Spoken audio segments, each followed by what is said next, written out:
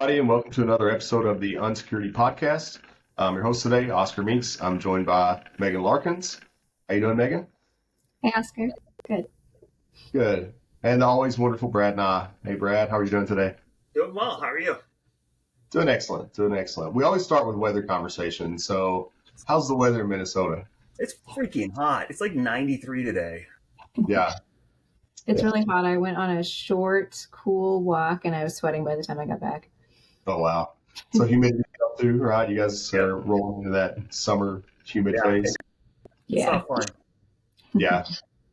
Yeah, it's been really hot here. I'm in Montana now. I think I've shared that on here. Well, actually, the last episode we did, I was in Montana.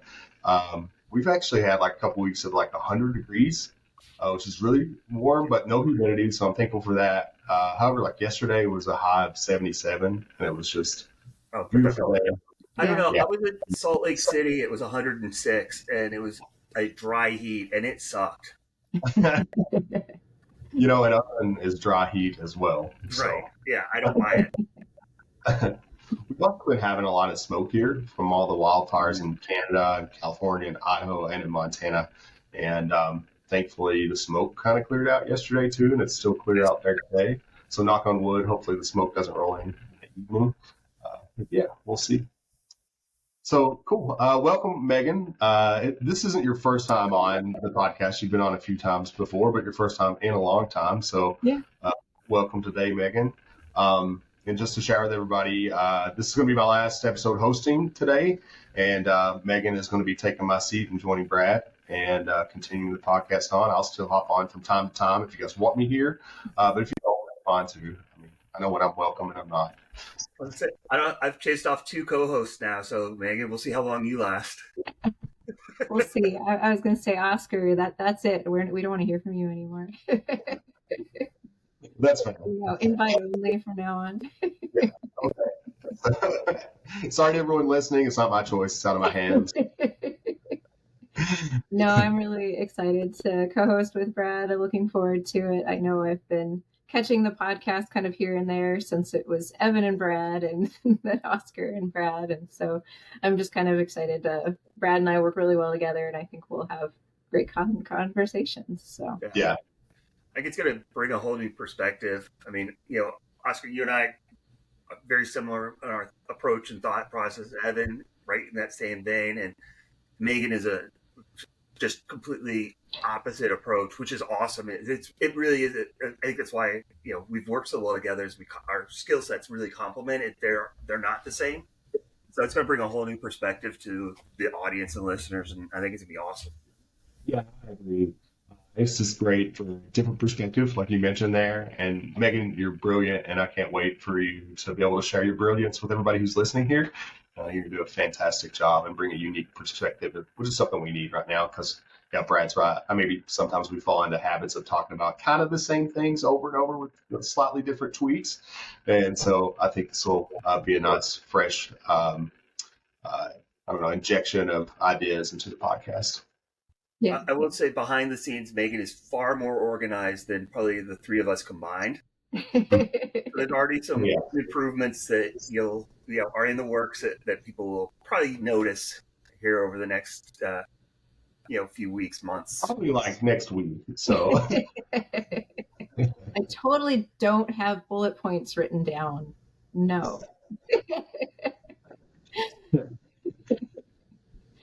So Crowdstrike happened. It kind of broke the internet. How about that? That was wild. You think you can trust your vendors.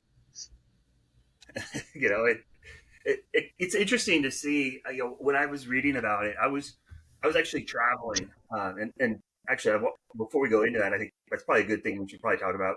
We haven't recorded in a month, and that's because we had the 4th of July, and then I was traveling for 2 weeks, and then I had some stuff last week. But I've heard about it midday Friday because I was at a conference, and I was like, "Oh, what?" And read about it. I was like, I am so glad that I'm not running my own IT shop anymore. Like for me, people are like, what does that mean to you? Well, I have something to talk about, but it's interesting to see how impactful Microsoft is right? It's the organizational, business world, and then you have one of these massive vendors have a QA problem. Basically, is really what it looked like it came down to. Right. They missed it in QA, and it just took down 8.5 million devices. Yeah, and the duration that organizations were down, like I think Delta was probably the most public example of so many delayed flights for days from what I saw. Yeah. I think I was on a similar page with you, Brad. It's like I think it was the day or two after I was at a birthday party with my son and two of the dads there. I knew one of them worked in IT. I didn't know about the other one, but they asked me like, hey, what have you guys seen or dealt with on the CrowdStrike things? They know what I do. And I kind of made a bad joke similarly. It's like, well, this is when we're glad we're consultants because we don't have to try and stay up all night. And then I kind of was like, wait, wrong audience. I think luckily one of them had been on PTO, so he was like, yeah, my coworkers were going through that. And the other one, I think, somehow escaped it, but they were both seeing both of their organizations impacted by it. At least one of them was a bank. So, yeah. Yeah, kind of similar here. It was, I woke up Friday morning to like some texts and some memes about CrowdStrike. It's like 6:30 in the morning. I'm like, what is this? And I immediately like started reading online, and it was like, holy crap. This is not good. And I was really thankful because, full transparency, we have tooling that we utilize for incident response services. And we had considered using CrowdStrike as part of our tooling. And this isn't meant to badmouth them in any way. But however, we didn't. And I don't want to get into the reasons why today, but we made a choice to not engage with them.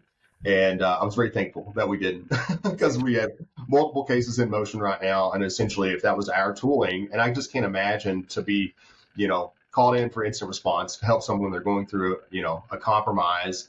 We deploy our tooling, and then guess what? Our tooling causes a major outage for that enterprise. That would have been a nightmare scenario. So luckily, we didn't engage with them.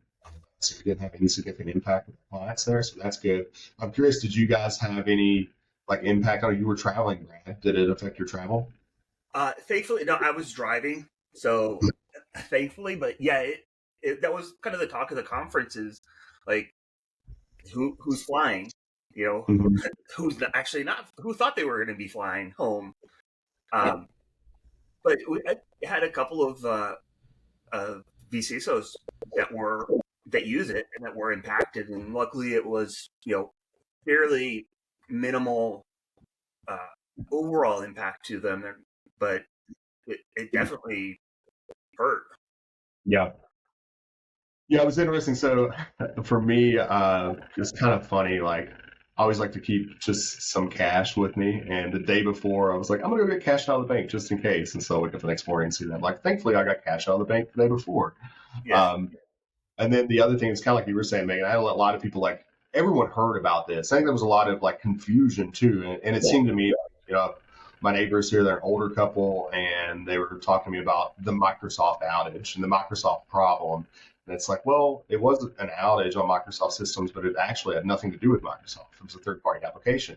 And I had conversations with other people that are outside of our space, and that seemed to be a recurring theme. They all felt like this was a Microsoft problem, which was really interesting, like how the media and the news portrayed this. And I think it was somewhat confusing for people that don't really understand what CrowdStrike is and how it integrates with those Microsoft systems. Yeah. Yeah, and I think that's the problem you have when you have I don't know if it's a monopoly, but the vast majority of businesses run off of it. You have, and there's so many dependencies, and yeah. So I'd say one thing I never read or looked into was, because it sounded pretty universal. Like, is it a certain level, or is it literally every Microsoft product these CrowdStrike integrations are inside?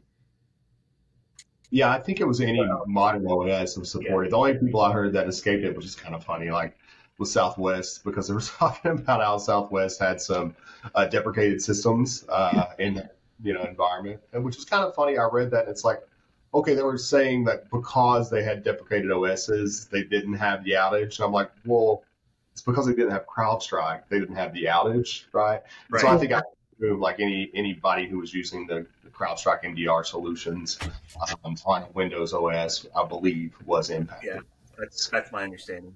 Yeah. And so I'm curious, like, what the fallout is going to be for CrowdStrike. I think their valuation before this happened was like $94 billion, right? Yeah, Billion. You hit. And so I kind of think of like FireEye and Mandiant when they had the significant breach, like 2021, I believe that was. And we immediately saw stocks plummet, fire sale, and then everybody got in. And then now, their valuation is higher than it was then. And so kind of my gut when I seen this was like, they're too big to fail. I don't think there's any way like this puts them out of business or anything like that. They are seeing a significant stock hit today. And then I seen like the announcement, I think it was this morning that Delta has now evaluated the impact. It was over $500 million to that. Yeah, there's already lawsuits filed against CrowdStrike. And so I'm curious, like how far this goes through regulation. What's that long-term impact going to be to them? And then do you guys think, are they too big to fail? I think so. There's too many. I mean, they've identified.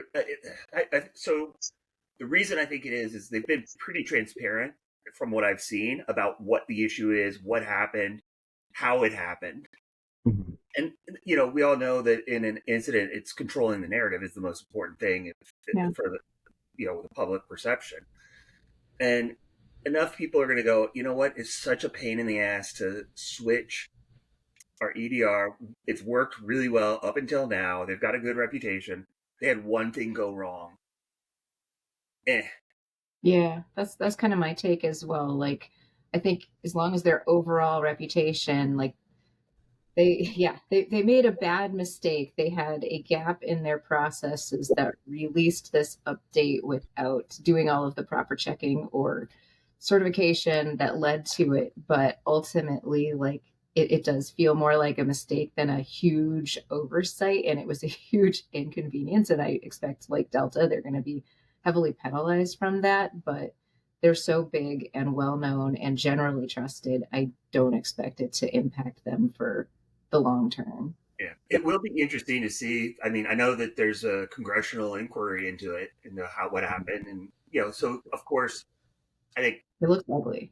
To some of that is grandstanding and look what I'm doing, But I wouldn't be surprised if there wasn't some sort of a finding or a fine that came out of this just because of the sheer impact that it had. Yeah, I think what I hope would come out of it is more organizations, kind of what you alluded to earlier, Oscar, is like more organizations taking a look at how many of these even unknowns do we rely on to keep our environment running, and what happens if some of it breaks. Because I think some organizations had fairly good, like whether it's knowledgeable staff or accessible, just flexibility to go and address that issue and, roll back the update, remove the offending files, and then move forward and get their systems back online. And others, like, again, Delta being one of the big examples, took a really long time to get back up and running. So hopefully some organizations are going to learn from this and at the very least, like, look at how they address situations like this. How prepared are they for situations like this? Like, you can't really predict it. I think especially in this situation where it's not a vendor that you're directly, I mean, in some cases, but not directly paying for. But you can at least make sure that your staff is prepared to kind of know how to communicate, how to go about addressing the issue. And I think the Delta is a good lesson for business impact analysis, right? It was the thing that was keeping them from flying was the scheduling software. Right. They couldn't track and get people, pilots and flight attendants where they needed them. And they have to track it with, they have all kinds of regulations around hours worked and mandatory break, and they couldn't do any of it. Right. It wasn't their flight software, it was staffing. Yeah. A lot of it's like initially it was, a technology problem, right? But then what happened is we lose a day, lose Friday, and all those planes that are supposed to be in other locations and those staff that are supposed to be in other locations are not in those locations. And so they essentially had to start all over from scratch and reschedule everything based upon the new reality of where those people and planes are essentially, and that's a nightmare scenario for them. But this kind of alludes, so we always talk about, the worst time to test your incident response plan is in the middle of an incident. The worst time to test your disaster recovery plan is in the middle of a disaster. Mm-hmm. And so, like, shameless self-plug for us here, like, hey, let's start working on your DR plan. Let's start working on testing that DR plan and making sure that you at least go through these scenarios. And like Megan alluded to, your staff knows how to respond, how to communicate, and what the plan is to become operational again. I'm really interested to see. So we've seen the Delta number, and I think, Brad, you mentioned 8.5 million systems were shut down because of this. Like, what's that cumulative number going to be? Like, how's that going to impact even like our GDP and our economy as a whole this year? Because I know, like, I came from, in the past, I've worked for services companies where, we're working with healthcare providers, insurance providers, technology providers, all these other things, and we have a guaranteed uptime of 99.7% for those people. And anything that goes outside of that, well, those are penalties that have to be paid.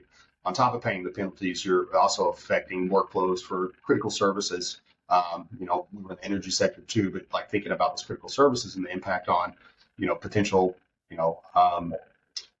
like insurance claims, energy availability, and what are those repercussions and penalties that are going to have to be paid by the companies who are affected by this as well. So I have no idea what that number is going to be, but I imagine it's going to be in the billions of dollars.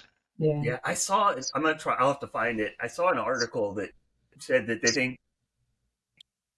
it's barely barely expected to register in the economy, even though in the grand scheme of things. So yeah, losses are going to be pretty bad for certain people, but overall, it's a relatively small economic ripple. But that could change because that was before Delta was down for a week. Yeah. So I think this is a good segue into the next topic I wanted to chat about today, and Megan alluded to this too, but this idea of understanding your ecosystems and what applications exist and your dependencies upon them. And so I'm working on our annual information security report right now, which is highly focused on incident data this year. And I've already talked on here before about one recurring theme, and that's the need for like conditional access for device authorization within cloud services. But another recurring theme that's really poking its head out at me continuously through this is just the need for proper application inventory, and then on top of that, for application allow listing. And so I wanted to kind of open that up with you guys. I know that you see a lot more client environments than I do on a regular basis, and just kind of understand within our VCSO team and our consulting team, like what are most people doing right now? And let's start with the application inventory space, and then maybe continue that conversation on over to like, is anybody actually figured out how to do proper application allow listing and they're actually executing? Yeah, it doesn't happen often. I would say I'm gonna brag here a little bit of my last real job before I came into consulting. We couldn't really do application allow listing, but we had application inventory down to the point where we would scan devices multiple times a week, and if there was any new software installed, it alerted immediately on any device. Didn't matter. And so, that's a good thing you can do if allow listing isn't realistic, because it does, let's be honest, it takes time. It takes a lot of time and a lot of effort to do. So, you can do little things like at least have a good application inventory and alert if something changes. Yeah. I like that approach, like baselining, right? So you have normal, and you can spot the anomalies and investigate those anomalies. What tool were you guys using to do that, right? I was using Spiceworks. It was free help desk and ticketing and application, and we actually paid for the on-prem. They don't have it anymore, but we paid for the on-prem ad-free version because it was the CIO at the time liked the dashboards but hated the ads. We're like, whatever. So, but but it's a decent tool. There's a ton of them out there. It's just what I happened to use at the time. Yeah, in my tiny environment, because we were just about 50 employees, I was the only IT person, and yeah, we didn't have anything like application allow listing, but um, what I did in that environment is I just needed to make I needed a way so I didn't have to walk around to every of those 50 computers to push patches even.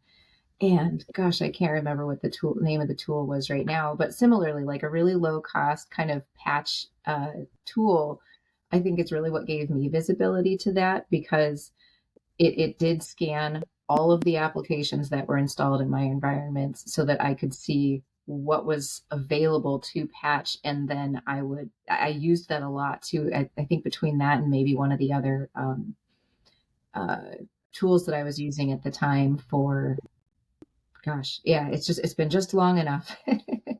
But yeah, slowly get like use those tools that I had essentially kind of for other purposes, but then things would pop up, be like, hey, when did they install this, music program, or since when is that, Spotify been installed? And then I basically just keep removing them and going back and cleaning them up, and then talking to those employees about, Yeah. hey, like, let's not install this junk. We don't need this in our environment. It introduces risk.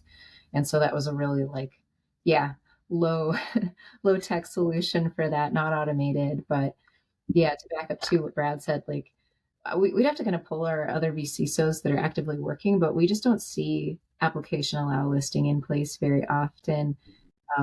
It's extreme, like you said, it's really time intensive, not just to get in place in the first place, but to keep going, because every time somebody doesn't have access to something or something doesn't work, you do need to have sufficient IT to manage that and kind of investigate and be like, okay, can we allow this or not? And what's the process for doing that?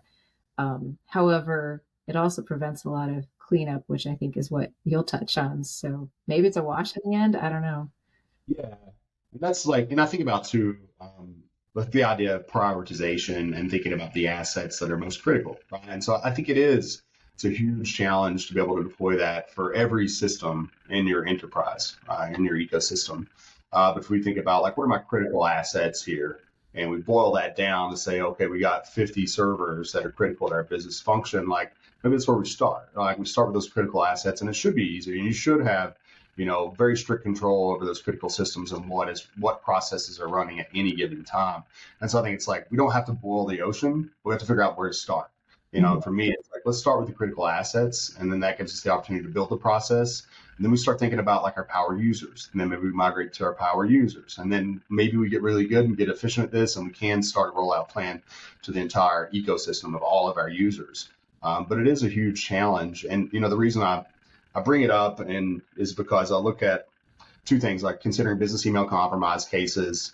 Historically, we would always see persistence mechanisms that would essentially be RSS feeds or mailbox offloading, right? So the attacker gains access to the mailbox and they offload that data to another mailbox. But now we're seeing they're still utilizing those, but they're adding another persistence mechanism, and that's authorization of a third-party application, right? So they allow this third-party application to access those cloud services. In the event that the connection is severed, well, guess what? That application still has access.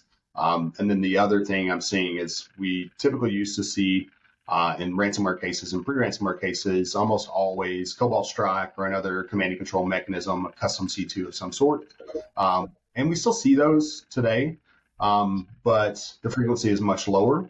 And I've seen attackers shift to utilizing off-the-shelf commercial products such as Screen Connect, AnyDesk, things like that. And the reason being is endpoint detection doesn't see that as malicious, right? So this is just an off-the-shelf product.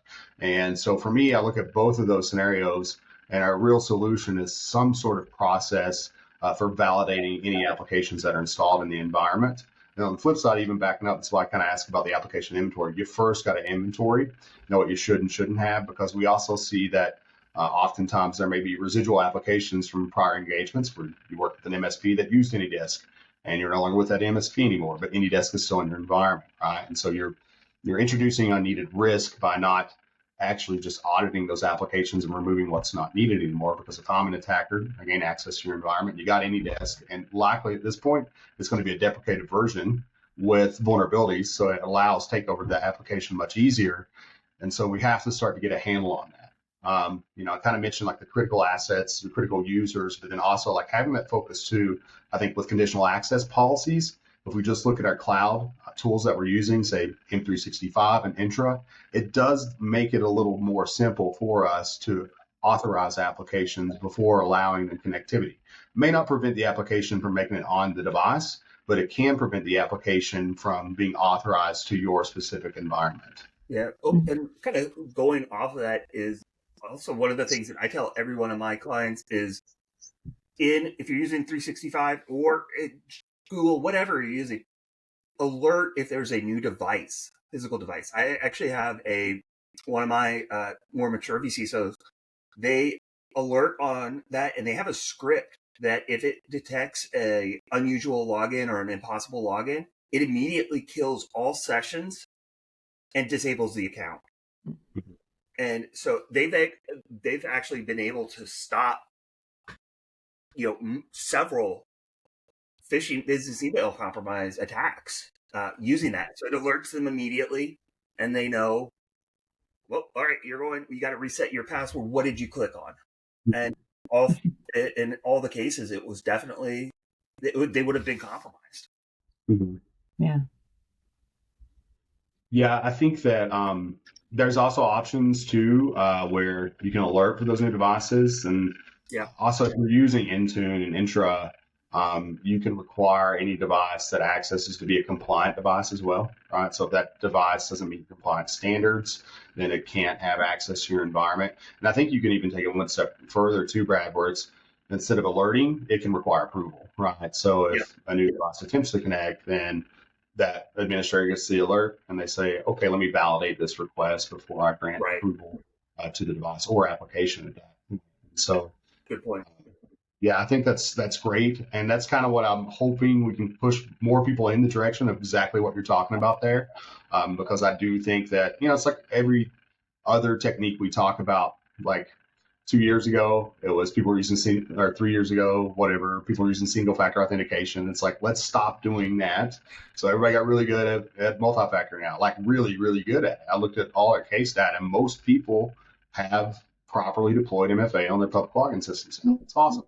So kudos to everybody, but guess what? The attackers are going to find another way to get around that. And that happened to be the evil proxy and the, cookie hijacking techniques that we're seeing today. And the same thing with like the command and control I'm talking about.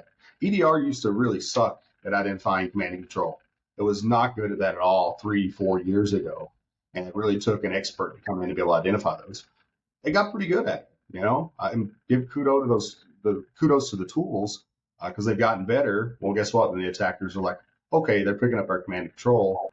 What do we do? Let's just use AnyDesk. That's not moving. So I don't know what'll be, the next thing, but I'm sure we'll push everybody for proper conditional access and proper, application control. And there'll be another thing. I don't know what that is yet, but I think we have to start there if we want to start preventing more of these attacks. Yeah, it actually reminds me a lot of the process for just trying to get an environment where all the users are not local admin, because IT people had to deal with very similar types of questions. It's like they're removing control from their users, and to do that you have to be more familiar with what are the software and applications and the things that your users are doing that might require that. It kind of just takes it maybe to the next level. But probably overall the process is fairly similar. You do have to talk to people, you do have to get buy-in, and you generally have to roll it out slowly, like you were saying too, like start with your most critical systems and then your power users, and then slowly it's going to get kind of maybe not easier, but it's going to make the process easier by breaking it out into chunks, rolling it out a little bit at a time, and just being strategic about it. And the other thing that I was thinking too as you were talking is it sounds big and scary to look at, oh my God, I'm going to have to do so much work and I'm going to have to manage all of this. But at the same time, it's like, would you rather be proactive and doing this cleanup on the front end, or dealing with that and, again, resume generating event when everything's been compromised, or just dealing with the cleanup over and over again, like even in Brad's example of what is 3 phishing events or whatnot that sounds like they would have resulted in at least a breach of some a compromise of some degree. Yeah, would much prefer to be familiar enough with your environment to prevent that. That's a really good point. And, it's kind of a recurring theme. I think that people are always looking for the easy solution. And this is another example of like, there's not an easy button. And it's not necessarily like expensive to do this. It's not necessarily overly complex to do this, but it is very manual. And it is a lot of labor and a lot of hard work up front. But exactly to your point, Megan, like you're going to do the work one way or another. Yeah. You'd rather do it on the front end when you're preventing a significant compromise, or do it on the back end where it's an absolute firestorm. And like you said, a resume generating event, I can say personally, like we should be doing this on the front end. Yeah.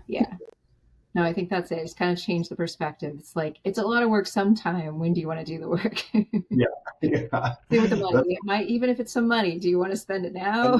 It's a lot less pressure if you do it up front. Right. You must be missing quite so many nights of sleep. Yeah. For sure. CEO, call your house.